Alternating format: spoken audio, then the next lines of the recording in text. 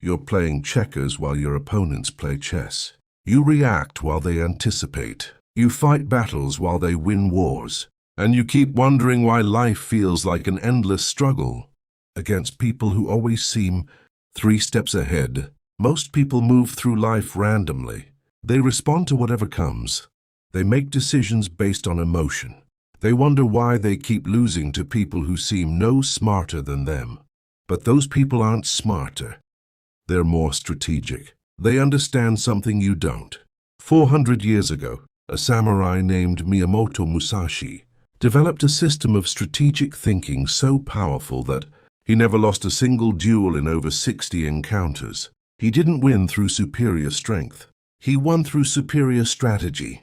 And his principles apply far beyond the battlefield. Today I'm going to show you the art of strategic dominance. But be warned, this requires you to stop reacting and start thinking several moves ahead. Subscribe and comment where you feel outmaneuvered in life. Let's begin. Chapter 1. The Reactive Man. His name was Vincent, 34 years old, marketing manager at a competitive agency. Vincent worked harder than anyone, stayed later, arrived earlier, put in more effort, yet somehow he kept losing. Promotions went to people who worked less. Clients chose competitors who seemed inferior. Projects he poured his soul into got cancelled, while mediocre ideas from others got approved. Vincent was exhausted and confused. He was doing everything right. Why was he losing? His colleague James was different. James never seemed stressed. He left on time. He didn't hustle frantically. Yet James kept winning. Promotions, clients, recognition. It seemed effortless. Vincent finally asked him, "How do you do it? You work half as hard as me, but get twice the results." James smiled. "You're working hard. I'm thinking strategically. Those are completely different things."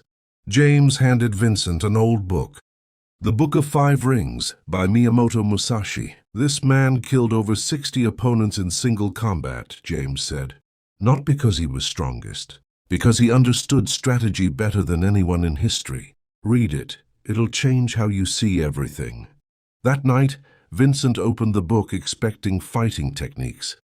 He found something far more valuable, a complete system for dominating any competitive environment. Chapter 2. The Strategist's Mind. Musashi didn't view duels as tests of sword skill.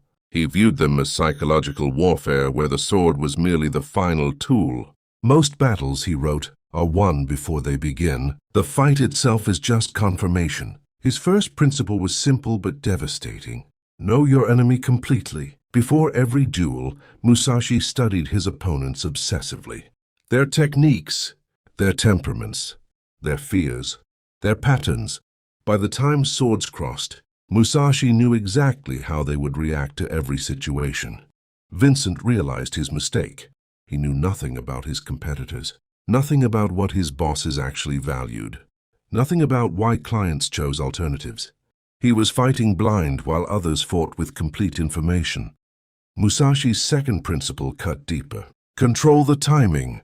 Musashi never let opponents dictate the rhythm of combat. He disrupted their timing, arrived early or late to create psychological confusion, attacked when they expected defense, defended when they expected attack. Vincent had been letting others control everything, reacting to deadlines others set, responding to agendas others created, following rhythms others established. He was always one step behind because he never controlled the tempo. The third principle was counterintuitive. Appear weak where you are strong, strong where you are weak. Musashi deliberately showed false openings to lure opponents into traps. He concealed his true capabilities until the decisive moment. Vincent had been doing the opposite, revealing every strength immediately, showing all his cards up front, letting competitors know exactly what he could do. He had no surprises, no hidden advantages, no strategic deception. Chapter 3. The Transformation. Vincent started applying Musashi's principles systematically. First, he studied his environment like Musashi studied opponents. He learned what his boss actually valued versus what was officially stated. He discovered the real reasons clients chose competitors. He mapped the political landscape of his office. The information was eye-opening. His boss valued presentation over substance. Clients chose competitors not for quality, but for perceived status. The people getting promoted weren't better workers. They were better politicians. Second, Vincent took control of timing. Instead of reacting to meeting schedules others set, he started proposing meetings at times advantageous to him. Instead of responding to emails immediately, he responded strategically. Instead of jumping at every request, he created his own deadlines that others had to follow. Third, he stopped revealing everything. When he had a strong idea, he held it back until the perfect moment. When he was uncertain, he projected confidence. He became unreadable. Competitors who once predicted his every move now couldn't anticipate anything. Within 3 months, the results were dramatic. A major client Vincent had been chasing for a year suddenly signed. Why? Because Vincent had studied what they actually needed and presented. His pitch at the exact moment their previous vendor failed. Strategic timing. A promotion Vincent had been denied twice suddenly materialized. Why? Because Vincent had learned what the decision-makers truly valued and concealed. His intentions until he could demonstrate exactly those qualities at the perfect moment. Chapter 4. The Dominant Mind. 1 year later, Vincent operated completely differently. He no longer worked harder. He thought deeper. Every action was calculated. Every move served a larger strategy. Nothing was reactive. Everything was designed. His colleague asked how he had transformed so completely. Vincent's answer surprised them both. I stopped trying to win fights. I started positioning myself so fights were already won before they began. That's what Musashi understood. This is strategic dominance. Not working harder but thinking further ahead. Not reacting faster but anticipating before events occur.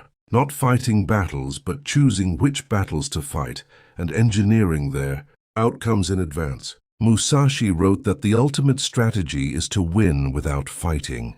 To position yourself so dominantly that opponents surrender before conflict begins. This applies to business, relationships, career, every competitive domain of life. Most people are tactical. They respond to immediate situations. Strategic people shape situations before they occur. That's the difference between struggling and dominating. Musashi's principles summarized. Know your environment completely. Control the timing of engagements. Conceal your true capabilities. Position for victory before conflict begins. Think several moves ahead, while others think one move at a time. So here's my question. Where are you being reactive when you should be strategic? What environment do you need to study more deeply? What timing are you letting others control? Comment below. Subscribe if this elevated your thinking. The strategic mind isn't born. It's built. And Musashi left the blueprint 400 years ago.